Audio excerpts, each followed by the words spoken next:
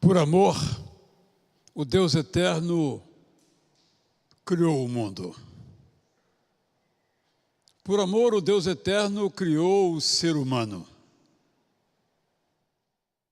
Tinha para o ser humano um projeto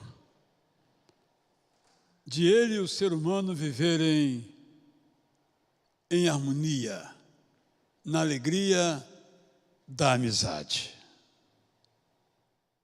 O ser humano, no entanto, do alto de sua liberdade dada por Deus, decidiu dele se afastar.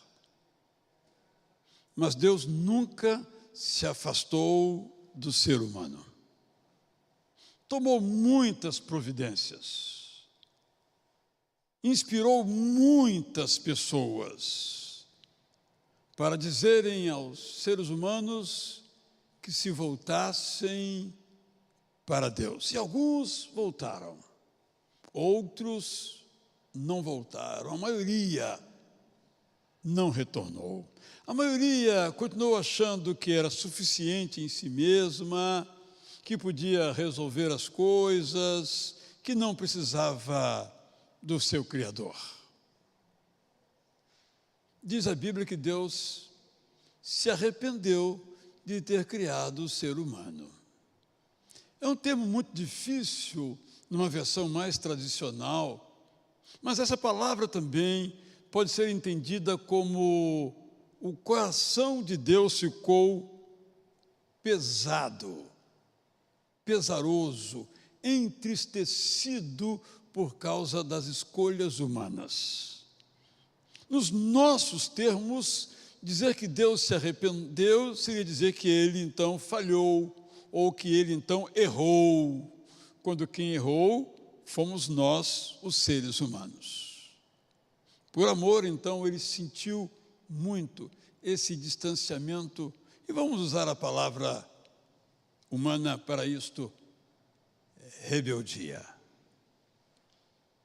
Mas Deus, por amor, nunca desistiu de nós aí incluídos os que viveram antes de nós. Então, por amor, o Deus eterno tomou uma decisão absolutamente nova e única na história da humanidade. Ele resolveu se tornar homem, ser humano, gente como a gente. É a história do Natal, que cantamos algumas vezes por ano no final do ano. Essa história da encarnação de Deus se tornando homem está bem contada nos evangelhos. Nasceu, foi criança, pulou daqui, pulou para ali. Na sinagoga tinha uma classe só para ele, criança que era, como acontece aqui. Ele foi crescendo, mas ninguém sabia quem ele era. Sabia que ele era Jesus, filho de Maria, tido como filho de José,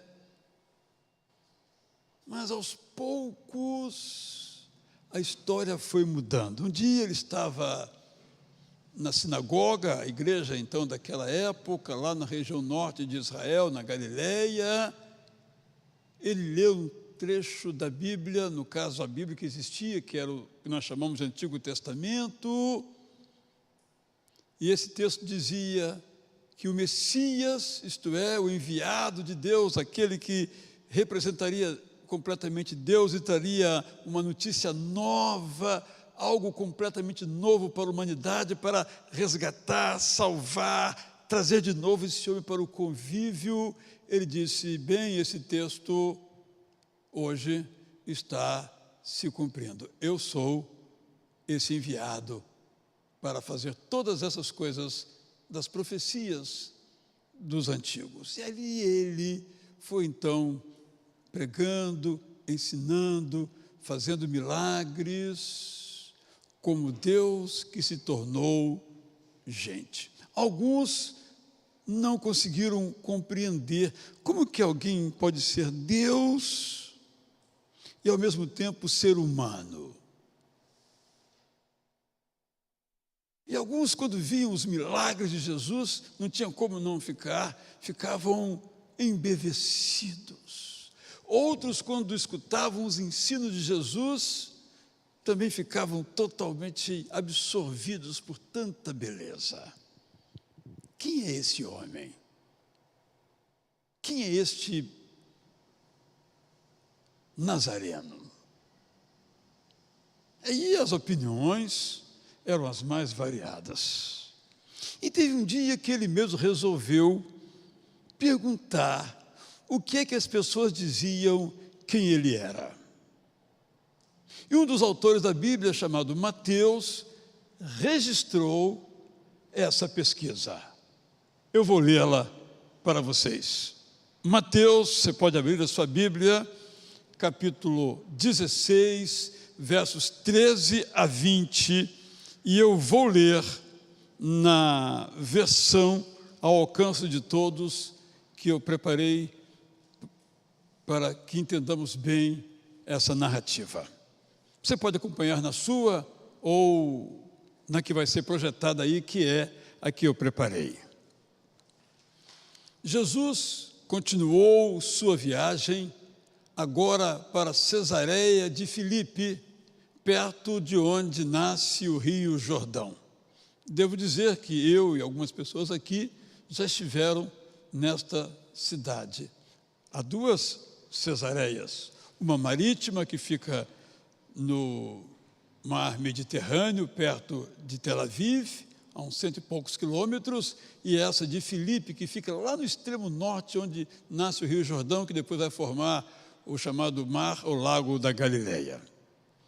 Antes de chegar exatamente a Cesareia de Filipe, ali pertinho, Jesus perguntou aos seus apóstolos: o que as pessoas andam dizendo por aí sobre mim?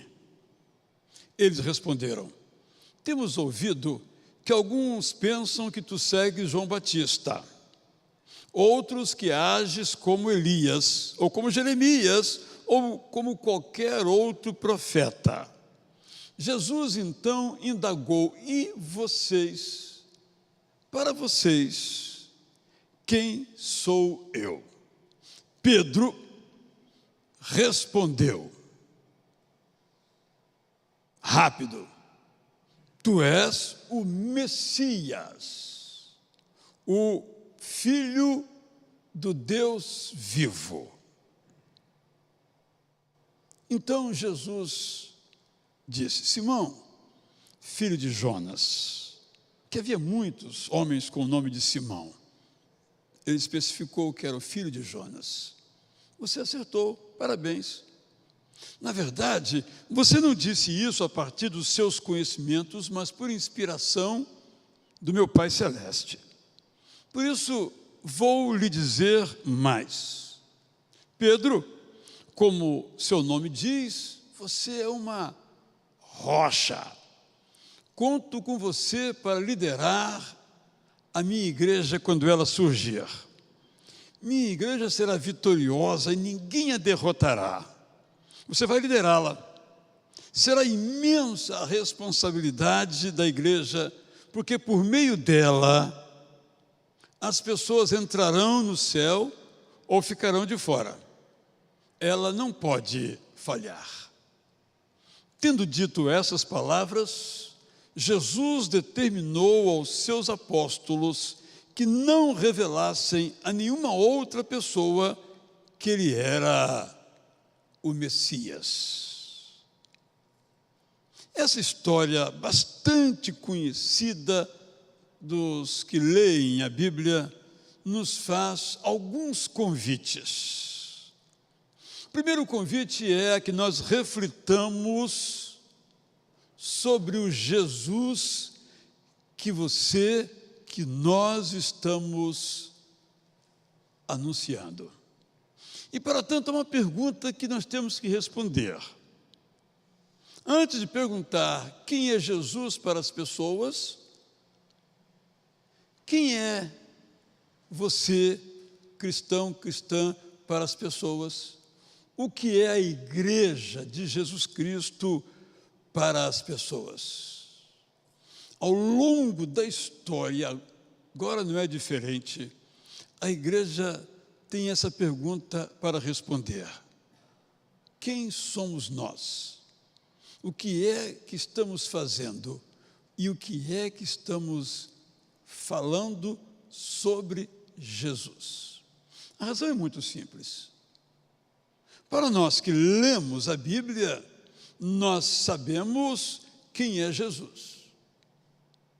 Mas para as pessoas que não leem a Bíblia, elas sabem quem é Jesus a partir daquilo que nós contamos para elas. Ou contamos com os nossos lábios, ou contamos com as nossas ações. Por isso, é uma pergunta decisiva. É uma pergunta que faz toda a diferença entre pessoas serem conduzidas ao céu ou não. É uma pergunta central. Por isso Jesus pergunta: e vocês? O que é que vocês dizem que eu sou? E é muito interessante que, quando vem a resposta, primeiramente a resposta, o que dizem as pessoas quem eu sou, vem 1, 2, 3, 4, e no fim, algum profeta do passado aí. Quando vem a pergunta direta: e vocês? Deixou de ser algo de uma pesquisa de opinião pública para ser algo do coração. Quem é Jesus para nós? Que Jesus estamos proclamando, falando, anunciando? E que Jesus as pessoas estão vendo em nós? Muito interessante, nós lemos um pouco depois uma outra história. Jesus já tinha morrido, esses apóstolos estavam ali na cidade de Jerusalém. Atos é o livro que narra essa história. E aí eles começam a conversar, a fazer milagres. E nesse diálogo, um dos apóstolos diz o seguinte: olha, nós não podemos deixar de falar do que temos visto e ouvido Cristo fazer nas nossas vidas. E não deixaram de falar. Por não ter deixado de falar, nós aqui hoje nos encontramos. Nós somos os continuadores do trabalho dos apóstolos.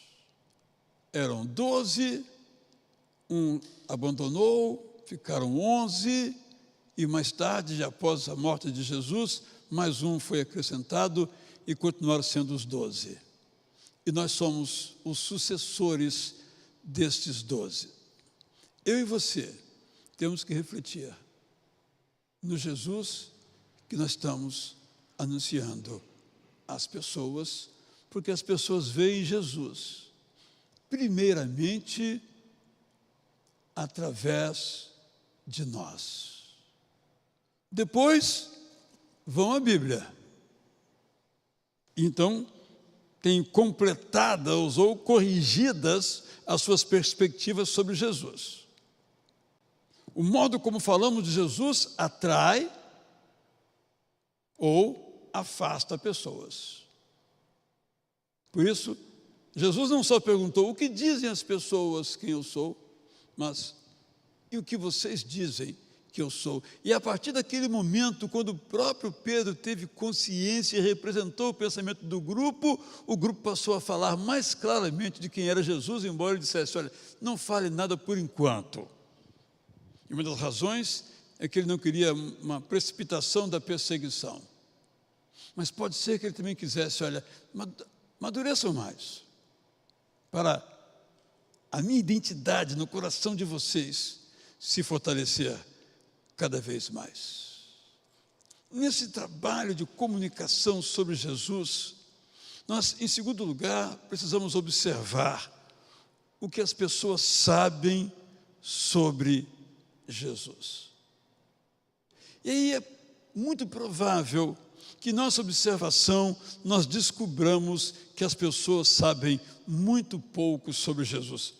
Veja a resposta: João Batista, Elias, Jeremias, ou algum outro profeta. Ou seja, eles não sabiam nada sobre Jesus.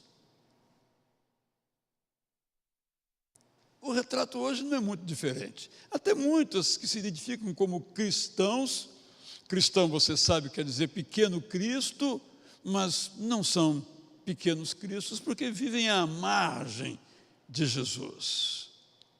Conhecimento sobre Jesus é muito pouco. Talvez saibam sobre os milagres que ele fez, algumas frases que ele legou, mas sabem muito pouco porque não sabem o essencial. Ele é o Salvador do mundo, o Messias, o enviado, o Cristo de Deus.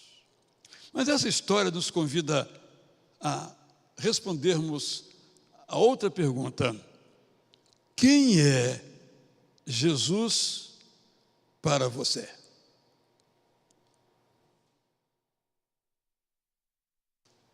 Israel, esse é o meu nome, se alguém não sabe. Quem é Jesus para você?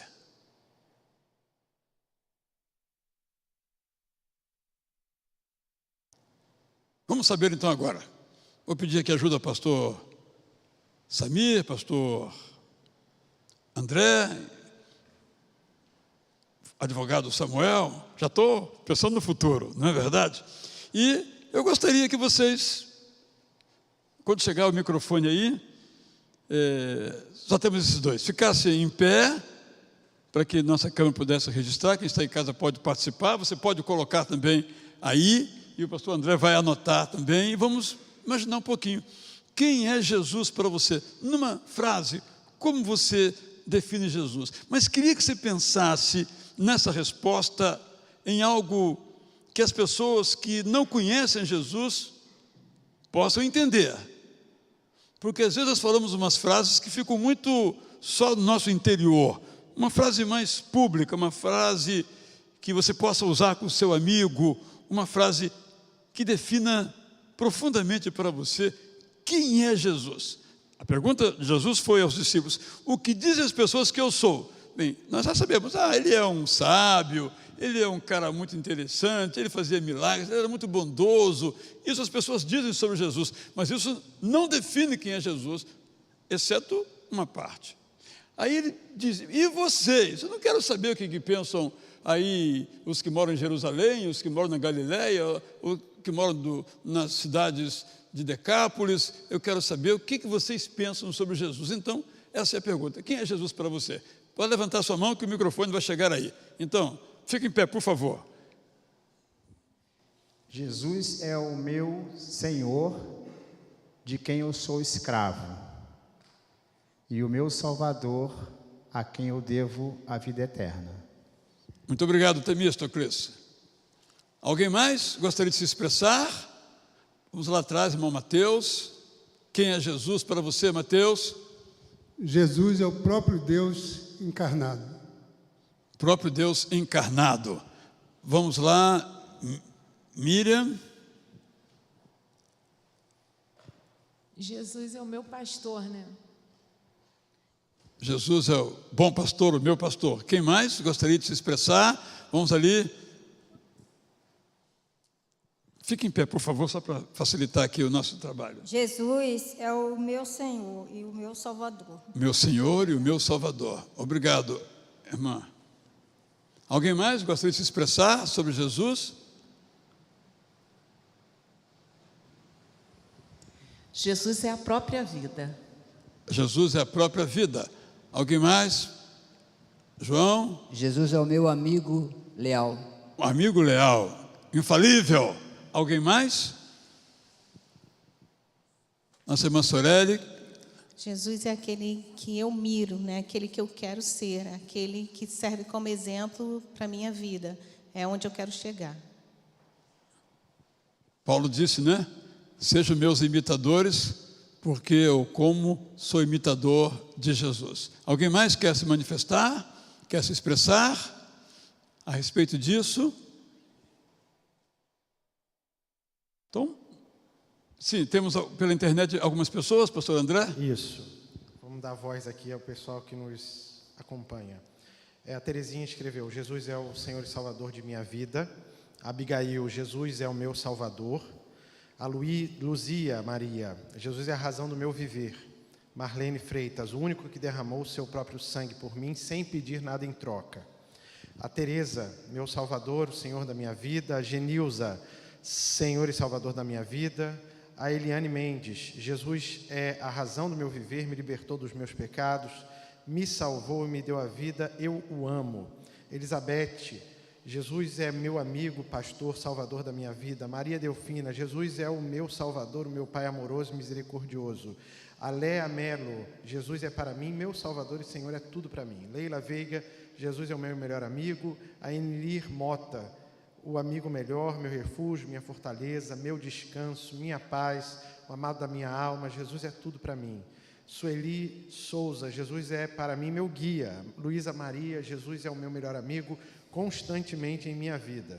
Dá mais? Tem um monte. Sim, todos. A MS Zaya, Jesus é meu Criador e Salvador. Marília Lira, Jesus é meu orientador. Zoraide Rodrigues, Deus para mim é o amor em mim e meu amigo. Tânia Dias, Jesus, o Filho de Deus vivo, aquele que Deus enviou para salvar a humanidade. A Selma Brandão, Jesus era e é meu confidente, que me ouviu pequenina e me ouve até hoje. A Rosíris Elizabeth Breiner, essa é o pedido de oração. A Elizabeth, meu libertador. A Ilza, Jesus é tudo em nossa vida. E vai embora, pastor. Tem muita gente aqui. Obrigado, gente, por sua participação. Qualquer reclamação que não foi lida aí, a sua frase é com o pastor André, certo? Não me atribuo qualquer responsabilidade dessa parte. O que nós ouvimos aí? Relações pessoais, não é? Tudo na primeira pessoa. Meu Senhor, meu Salvador, meu Deus, meu amigo, meu guia, meu orientador, minha referência, meu planificador. Tudo muito interessante, porque meu pastor, porque é tudo muito pessoal. Isso é muito valioso, porque isso é novo na história. Quando Jesus vem, então, ele inaugura um relacionamento pessoal. Os rituais continuam existindo, mas os rituais não são tão importantes quanto este relacionamento pessoal. E aqui eu quero trazer um pouquinho um conceito e uma consequência. Jesus, lemos claramente no Evangelho de João, nos demais evangelhos, Jesus é Deus, o Deus eterno, que se tornou humano. Claro que é muito difícil a gente compreender isto, porque ele não se tornou humano apenas no sentido metafórico, ele se tornou completamente humano. Diz o texto bíblico que ele andou entre nós. Ele era tão humano que isso criava dificuldades. Que Deus é este que almoça, que janta, que pesca? É uma dificuldade, mas os evangelhos nos falam que Deus andou entre nós, fez a sua casa, a sua cabana entre nós, isto é, tomou a nossa forma humana, sem perder a sua condição divina. Em outras palavras, isso quer dizer que Jesus é singular. Singular para dizer, então, que ele é único. Isso quer dizer que não há outra possibilidade de, em alguma outra religião, em alguma outra filosofia, em alguma outra cultura, em alguma outra história, haver alguém como Jesus. Ele é único.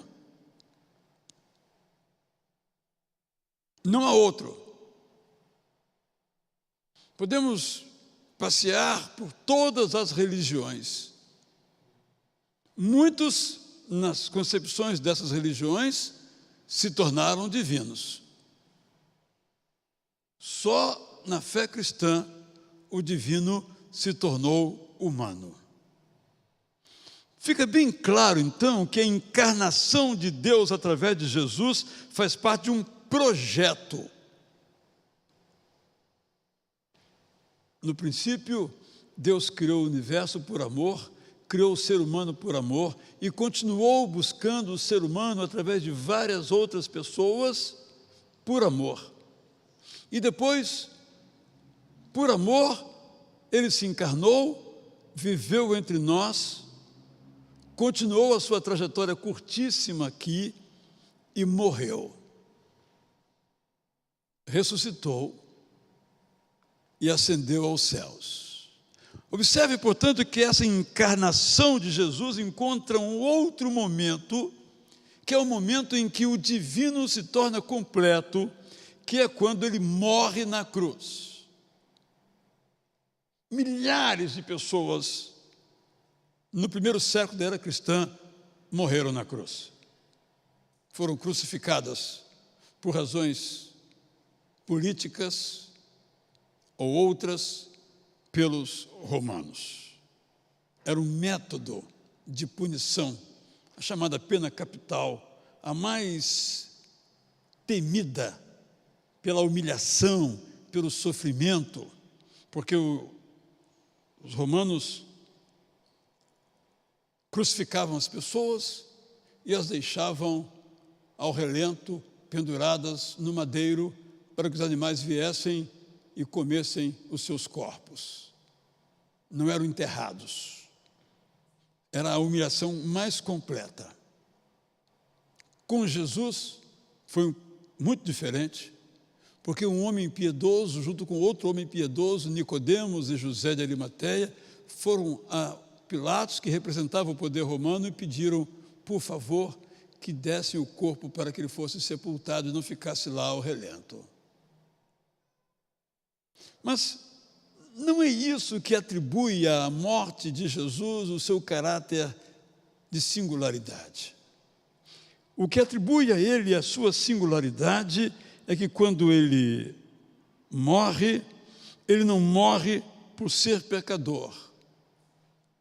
Ele morre por nós sermos pecadores. E quando ele morre, nossos pecados são perdoados. Só o Deus eterno, por amor, faz isso. Porque o óbvio é o seguinte: quem pecou, que pague. Quem errou, que morra. Mas o inocente, o perfeito, o divino, morre em nosso lugar. Essa é uma história única. Jesus é o único, é singular. É um outro modo de Deus participar conosco da história.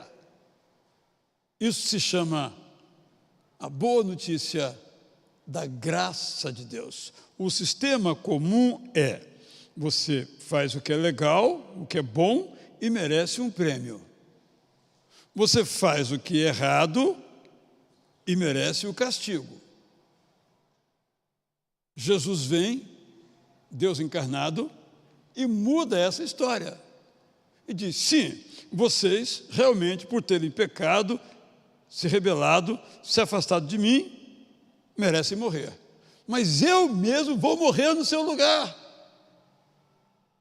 Jesus morre no nosso lugar.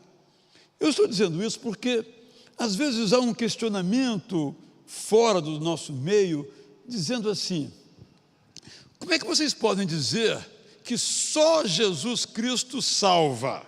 Isto é, só Jesus Cristo estabelece uma ponte perfeita de comunhão entre o ser humano e Deus, e só Jesus Cristo, que morreu na cruz, ressuscitou e voltou para o céu, pode possibilitar que depois que nós morrermos aqui, a nossa vida continua, porque só Jesus. Não seria isso uma falta de respeito, podemos dizer assim? com as outras religiões, por exemplo. A questão é, nas outras religiões, Deus morre no lugar do ser humano? É nesse sentido, portanto, que Jesus Cristo é único, é singular, absolutamente único. E quando nós aceitamos essa morte dele em nosso lugar, nós passamos a ter em nós a identidade do próprio Jesus. Mas eu quero dizer um pouco mais. Quando, nessa história que eu li, Jesus diz a Pedro, você é rocha. Mas Pedro, o que você disse, se você não disse de si mesmo que você não seria capaz, você disse por causa da inspiração divina que levou a você dizer que eu sou o Cristo, Filho do Deus vivo. Então, Pedro, você é uma rocha. Jesus fez um trocadilho, porque o nome de Pedro, pedra, ou Cefas, quer dizer pedra, rocha. Você é rocha, como o seu nome diz. E sobre você, Pedro, eu vou edificar a minha igreja. Em outras palavras, você vai ter um papel de liderança, porque percebeu, reconheceu que você é rocha. Sendo rocha, você revelou que eu sou o Cristo, que eu sou o Messias, que eu sou o enviado. Eu concluo para mim que eu também sou rocha.